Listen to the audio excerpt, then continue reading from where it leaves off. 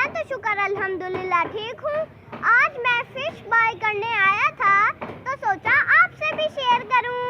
आजकल तो बहुत सर्दी है, हर तरफ धुंध ही धुंध नजर आ रही है। सर्दी तो अपने अरूज पर है और इस मौसम में तो फिश खाने का मजा ही अपना है। लेकिन यार फिश खाएं मगर धोखा ना खाएं। आज मैं लाहौर रेलवे वर्कशॉप आया हूँ जहाँ फिश का बहुत बड़ा बाजार है। इसके अलावा भी जहाँ जहाँ फिश मिलती है, जहाँ से भी फिश बाय करें यार, लेकिन काला रहू की पहचान करके लें। दुकानदार की बात पर यकीन ना करें बल्कि खुद पहचान करें। वो पहचान मैं आज आपको खुद करवाता हूँ।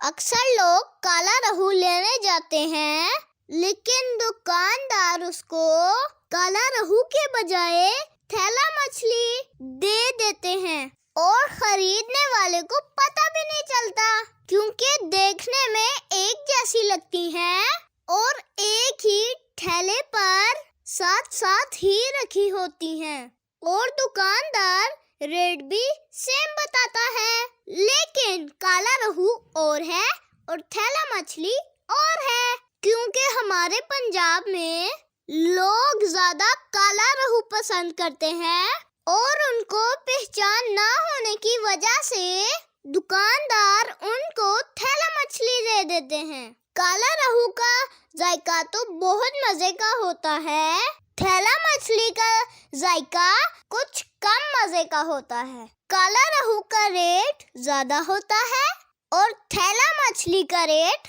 कम होता है, लेकिन दुकानदार सेम ही बताते हैं। अब मैं आपको काला रहू की पहचान बताता हूँ। ये काला रहू है, इसका फेस नोकदार होगा, नीचे वाला होंठ छोटा होगा और अंदर को होगा। इसकी चौड़ाई कम और लंबाई ज्यादा होगी और थैला मछली की निस्बत इसकी चौड़ाई कम होगी।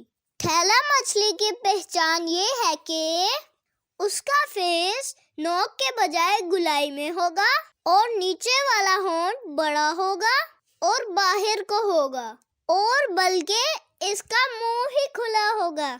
ये चौड़ाई में भी ज्यादा होगी और इसका वजन भी ज्यादा होगा, क्योंकि ये थैला है।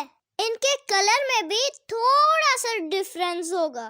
काला रहू ब्लैक में होगी और थैला मछली ग्रे और वाइट होगी। अब सब काला रहू ही खाएंगे, लाहौरिये अब धोखा नहीं खाएंगे।